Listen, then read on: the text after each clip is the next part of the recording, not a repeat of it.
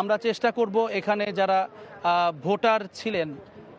Voter ছিলেন এরকম ভোটারদের সঙ্গে কথা বলবার চেষ্টা করব।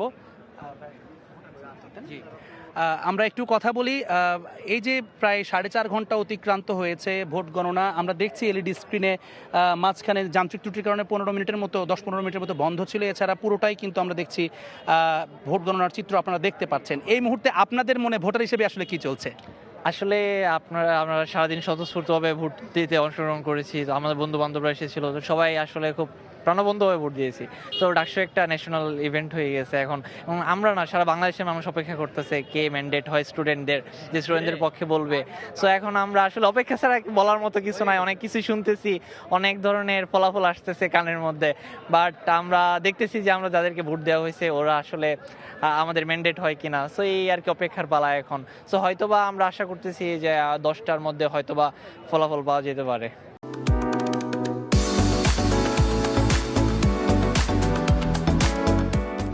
আমরা যদি আপনারাও তো ভোটার, আমরা একটু আপনাদের সঙ্গে যদি কথা বলি, এই যে ভোটের আজ থেকে 1 মাস আগের চিত্র যদি বলি, আমরা যখন সংবাদ মাধ্যমের থেকে কাভার করতে এসেছি, বিশেষ করে ঢাকা বিশ্ববিদ্যালয়ের শিক্ষার্থীদের কাছে অনেকেই কিন্তু শঙ্কা প্রকাশ করেছিলেন, এমনকি 15 দিন আগেও যে ভোট হবে কিনা এটি নিয়ে কিন্তু একটা বিরাট শঙ্কা শিক্ষার্থীদের ভিতরে ছিল। সেই জায়গা থেকে আজকের যে চিত্র ভোট গ্রহণে আপনাদের কাছে কেমন মনে হয়েছে? ভোটের পরিবেশ কেমন ছিল? কোনো ধরনের বাধা বিপত্তি হয়েছে কিনা? কোনো সহিংসতার ঘটনা তো ঘটেইনি, যেটি খুবই ইতিবাচক রাজনীতির জন্য। তবে সার্বিক পরিবেশ নিয়ে আপনাদের ভোটার হিসেবে আসলে মূল্যায়নটা কেমন ছিল?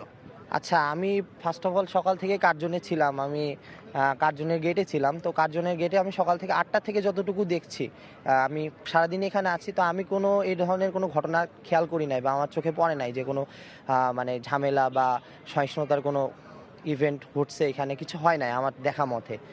লাস্টের দিকে যখন এখানে আমাদের ভোট গণনার কথা বলা হয়েছিল যে এলইডিতে প্রদর্শন করা হবে, তো মাঝখানে আমি দেখছিলাম একটু চিল্লাচিল্লি হয়েছিল, কারণ এলইডি কিছুক্ষণের জন্য বন্ধ হয়ে গেছিলো, 10 মিনিটের জন্য বা 5 মিনিটের জন্য এরকম বন্ধ হয়ে গেছিলো। তখন আমাদের সবাই বলতেছিল যে কেন বন্ধ হইলো, বা এটা তো আসলে একটা ইস্যু, কারণ আপনারা গণনা করতে করতে হঠাৎ করে বন্ধ করে দিলেন। বিষয়টা তো আসলে তখনই আর আসলে ভোটগুলো মানে ব্যালট পেপারগুলো বক্স থেকে বের করা হচ্ছে, এই সময় বন্ধ করা হয়েছিল। ওই সময় আমাদের অনেক স্টুডেন্টরা দেখলাম ভিতরের দিকে যাচ্ছিল যে কেন বন্ধ করা হয়েছে। তো এর কিছুক্ষণ পরেই আবার সেটা ঠিক হয়ে গিয়েছে। আর সার্বিক দিক যদি বলি, আমাদের কার্জন হল কেন্দ্রে কোনো ঝামেলা বা কোনো মানে অনাকাঙ্ক্ষিত ঘটনা ঘটে নাই। আশেপাশের দু একটা ঘটনা কেন্দ্রতে এরকম ঘটনা আমরা শুনছি, বাট আমাদের যে এই আশেপাশে যে সায়েন্সের কেন্দ্রগুলো ছিল, বিশেষ করে শারীরিক শিক্ষা কেন্দ্র, তারপর কার্জন হল কেন্দ্রে, এই কেন্দ্রে আমরা কোনো অনাকাঙ্ক্ষিত ঘটনা লক্ষ্য করি না। আমাদের ভোটাররাও মোটামুটি আবাসিক অনাবাসিক সবাই মানে স্বাচ্ছন্দ্যে ভোট দিতে পেরেছে, তারা আনন্দের সাথে ভোট দিতে পেরেছে। আমি মনে করি সব কিছু মিলে আমাদের আজকের পরিবেশটা খুবই ভালো ছিল। আমাদের কার্জন হল কেন্দ্রের কথা বললাম। আর সার্বিক দিক বিবেচনায় যেহেতু একটা বড় মাপের নির্বাচন, দেশের রাজনৈতিক প্রেক্ষাপটে অনেক গুরুত্বপূর্ণ একটা নির্বাচন, তো সেক্ষেত্রে অনাকাঙ্ক্ষিত ঘটনা কিছুটা ঘটবে, এটা আসলে সবাই এটা একটু মানে কি বলবো, তারা এটা কাম্য, এটা একটু ঘটবে। বাট সেই তুলনায় আমাদের শান্তিপূর্ণভাবে নির্বাচন হয়েছে বলে আমরা মনে করি। এখন আমাদের ফলাফলের জন্য আমরা অপেক্ষা করতেছি, এখন দেখি বাকিটা। আমরা মনে করি আপনি আজকে যে ঘটনাটা ঘটছে, একটু আগে আমাদের কাছে আসলো যে ঘটনাটা, ভিসি স্যারের সাথে যে ঘটনাটা হয়েছে, এটা খুবই ন্যাক্কারজনক একটা ঘটনা ঘটছে। আমরা কোনোভাবে গণেশ ভাইয়ের কাছ থেকে এটা আশা করি নাই। সো এটা বিশ্ববিদ্যালয়ের সব ছাত্ররাই খুবই মানে যারা ছাত্রদল বা যেই হোক, যে ঘটনাটা ঘটছে এটা আসলে সবাই খুব দুঃখ প্রকাশ করছে বিষয়টা। এবং রকিব ভাইও দেখছেন ক্ষমা চাইছে, পরে করছে, কিন্তু ওই ইনস্ট্যান্ট যে ঘটনা ঘটছে এটা আসলে খুবই দুঃখজনক একটা ঘটনা। আমি আশা করি আপনারা এইটার ভালো একটা কাভারেজ দিবেন। আসলে এটা খুবই ন্যাক্কারজনক। এরকম ঘটনা যদি আসলে স্থান পায় তাহলে ভবিষ্যতে সেটা আর অনেক বড় আকার ধারণ করবে। ধন্যবাদ। আপনার কাছে একটু জানতে চাওয়া, এই যে সায়েন্স ফ্যাকাল্টিতে আমরা যেটি জানলাম, এই 3টি হলের প্রায় 5077 জন ভোটার ছিলেন, তার মধ্যে অলমোস্ট 82% ভোট কাস্টিং, যেটি কিনা বলতে গেলে বাংলাদেশের অন্যান্য নির্বাচনের কথাও যদি বলি, সেটি জাতীয় নির্বাচন কিংবা যে স্থানীয় সরকার নির্বাচন যখন হয়, এই যে রেশিওটা ভোট কাস্টিংয়ের, সেটি আসলেই মানে বিরল এবং রেকর্ড সংখ্যক একটা উপস্থিতি ভোটারদের আমরা দেখলাম এখানে। তো আপনাদের কাছে কি মনে হয়েছে আসলে ভোটারদের এই মানে একটা বিস্ফোরণ বলতে গেলে ভোটারদের ভেতরে এটি কি কারণে ঘটেছে? দীর্ঘদিন ধরে যে গণতান্ত্রিক চর্চার বাইরে ছিল দেশ, তার কারণে কি এতটা উৎফুল্ল হয়েছে, নাকি পরিবেশ সবকিছু মিলিয়ে আসলে এটাই হয়েছে? জি, ধন্যবাদ আপনাকে। আমি নিজেও একজন প্রার্থী। আমি ফজলুল হক মুসলিম হলের পাঠকক্ষ সম্পাদক পদপ্রার্থী ছিলাম। আসলে এটা হচ্ছে কি, মানে আমাদের যারা আমরা বিজ্ঞান বিভাগে যারা শিক্ষার্থী ছিলাম, এটা আমরা প্রথম ভোট দিয়েছি এবং আমাদের যারা ব্যাচমেট, বন্ধু, সিনিয়র, বড় ভাই, আবাসিক অনাবাসিক, মানে সবাই একটা উৎসব মুখর পরিবেশের ভিতর দিয়ে আমরা ভোট দিচ্ছি। এবং সবাই মানে যে এরকম হয়েছে যে 4টার আগ মুহূর্ত পর্যন্ত অনেকে ভোট দিছে, নারায়ণগঞ্জ থেকে, মুন্সিগঞ্জ থেকে, মানে বাসে যাতায়াত করে এসে এই জায়গায় ভোট দিয়েছে। এখন মানে সবাই একটাই মানে কারণ হচ্ছে কি, এটা সবার প্রথম ভোট এবং আমরা যারা তরুণ ভোটার আছি ভোটাধিকার প্রয়োগ করতে পারছি, এটা সবচেয়ে বড় বিষয়।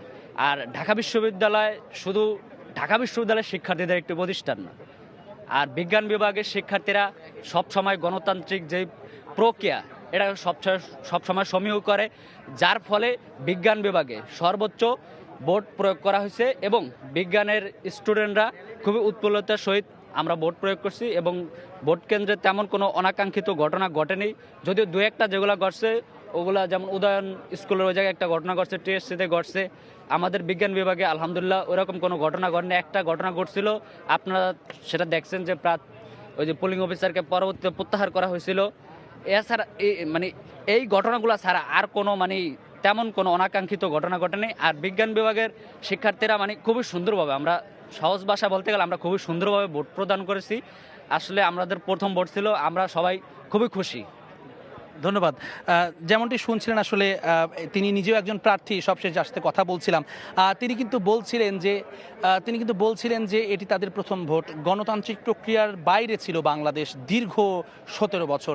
এরপরে যে 5 আগস্টের যে অভ্যুত্থানের পরবর্তী সময়ে প্রথম যে নির্বাচন, সেটি ডাকসু নির্বাচন। এমনিতেই ডাকসু নির্বাচনের দিকে জাতি তাকিয়ে থাকে, তার উপরে যে দীর্ঘ সময়ের পর, অর্থাৎ প্রায় 6.5 বছর পরে এই নির্বাচনটি অনুষ্ঠিত হচ্ছে 2019-এর পরে। সব কিছু মিলিয়ে অনেকেই আছেন যারা প্রথমবারের মতো জীবনে ব্যালট পেপারে নিজের মতামত দিয়েছেন, নিজের ভোটাধিকার প্রয়োগ করতে পেরেছেন। অনেকেই যাদের ভোটার আইডি কার্ড হয়নি কিংবা জাতীয় নির্বাচন কিংবা কোনো ধরনের নির্বাচনে তাদের আসলে অভিজ্ঞতাই নেই, প্রথমবারের মতো এই ডাকসু নির্বাচনে ভোট দিয়েই তারা কিন্তু এই ভোটের স্বাদটি পেয়েছেন এবং সুষ্ঠু পরিবেশে ভোট দিতে পেরেছেন। এজন্য তাদের যে উৎফুল্লতা, সেটা কিন্তু তাদের চোখে মুখে প্রকাশ পাচ্ছে। একই সঙ্গে প্রকাশ পাচ্ছে তাদের উৎকণ্ঠা, যেই প্রার্থীকে তারা ভোট দিয়েছেন সেই প্রার্থী জিততে পারে কিনা, কারা আসলে ছাত্রদের ম্যান্ডেট নিয়ে আসে এবং সংসদে বসবে, যেটিকে মিনি পার্লামেন্ট বলা হয় বাংলাদেশের, সেই ডাকসুর শিক্ষার্থী সংসদে। তো এখনো পর্যন্ত কার্জন হলের সামনে থেকে ডাকসু 2025 নির্বাচনের সবশেষ খবর ছিল আমার কাছে।